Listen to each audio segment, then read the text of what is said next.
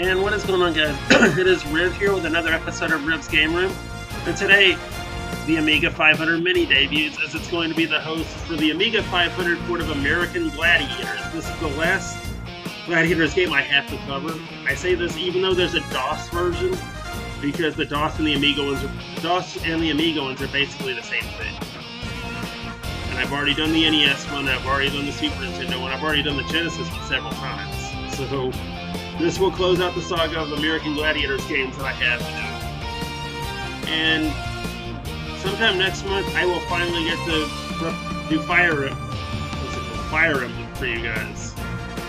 That is, unless I go ahead and play it on my Amiga 500 Mini down there, because I have it loaded up on there as well. And a bit more of housekeeping before I go along with the show. I actually have an Amiga 500 series planned for next month. I may start it early, depending on how early I can get Home Alone Christmas out of the way. With that said, time to go to the review. Goes in station, and R that picks up the... It's either L or R that on the controller that picks up the weapon. I don't remember which, but you have to be kind of off. I didn't score any points, so I was trying to remember how to do this. That's a yellow bar for me. I was going off of what I remember from the Genesis version.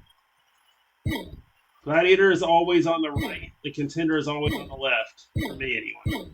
If you're a lefty, flip that. Best strategy here is just use that that slash that I'm using.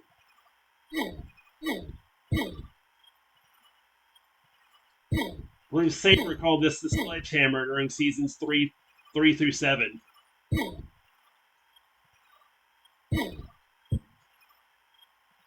However, the Gladiators from that season are not in this game, as this game is based, I believe, looking at the graphics, it's on season 3. It's on season... Actually, let me back that up. Saber was season 4 through 7. This looks to be based on season 3, based on the Gladiators' uniforms.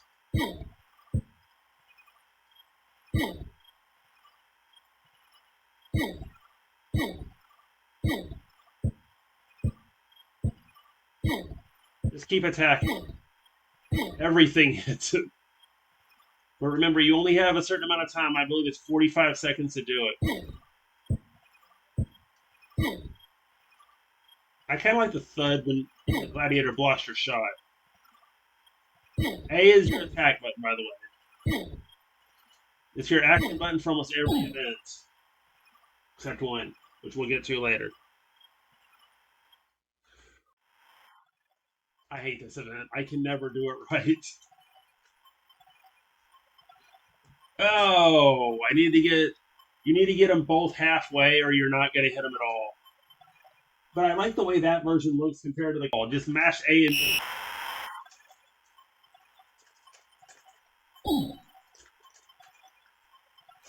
He got as did I, so the score stays the same. The aim there is obviously Atmosphere. You just guide the sphere around and I hope the Gladiators knock you out.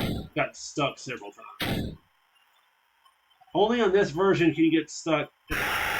Controller though. I would recommend if you have a joystick laying around, I've been using that.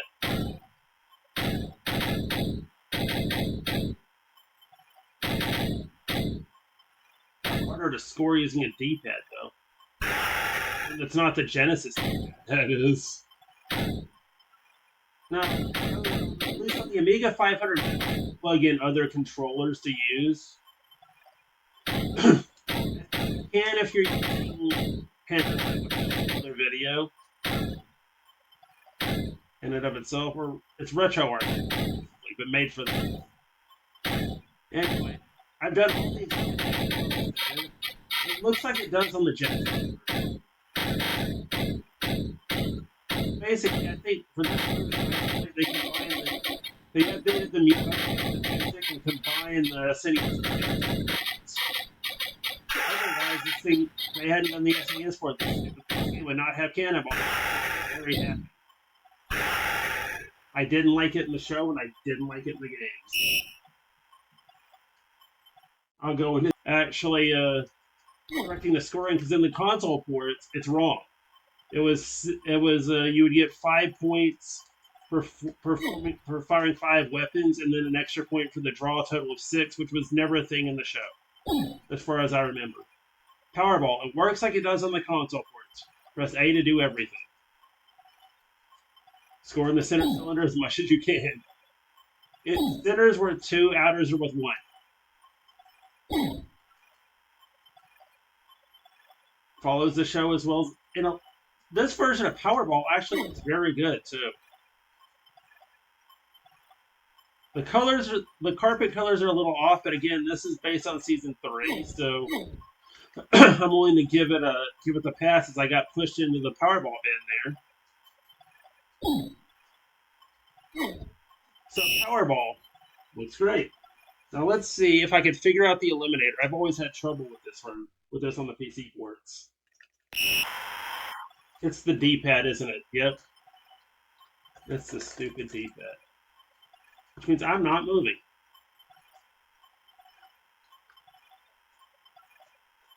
I'm gonna get my butt blown out in this event, because I can't move. Wait, is it D-pad A and B? That's a weird way to do it. It's the D-pad. I hate this too. Why couldn't they have just left it A and B like they did, or A and B or A and C like they did on the Genesis? They're even better, L and R like it was on the Super Nintendo. That's where the console ports have this one beat, is in the Eliminator controls. I'm not going to be able to finish it without flipping the controller left and right here, up and down here. Because you have to hit up and down to actually do anything. Which is frigging stupid, by the way. Yeah, we're not going to finish. I'm probably not even going to cover this again when I do my Amiga series next month. Why cover a game I've already played once? Anyway, wait a minute. Am I moving? Barely. Like I said, I'd use a joystick with this. It is not made for the Amiga Mini controller. I'm just going to let the time run out, and be back with final thoughts in just a sec. So exactly what are my final thoughts on the Amiga/DOS port of American Gladiators? There are some parts of it that are better than the console ports that we looked at. I'm not speaking of the NES version because that's its own game. I'm more speaking of the Genesis and Super Nintendo ports in comparison to the computer ports. The computer ones have better music and graphics, obviously. The controls feel like a mishmash of the SNES and Genesis versions. That's not a bad thing, per se, until you get to the Eliminator. Then it goes off on its own and does that weird thing where you're supposed to press, is it up and down on the D-pad or left and right? Anyway, like I said, they could have just stuck to A and C like it was on the Genesis, or L and R like it was on the Super Nintendo. Anyway, guys, that is American Gladiators for Amiga and DOS. And yeah, I'd emulate this one if you really want to play this version of the game. But I have to say, Human Cannonball was definitely done better here than it was on the Super Nintendo.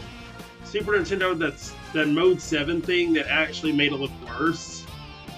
And it made it difficult to judge where you were just... Actually, the power meters on the SNES version were a little bit better than these because you at least have the lines that tell you where to stop. You're supposed to stop them halfway.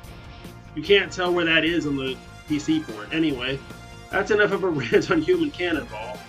Overall, if you have to play a version of American Gladiators, go with the Genesis version. I'd say Genesis, then Amiga, then Super Nintendo.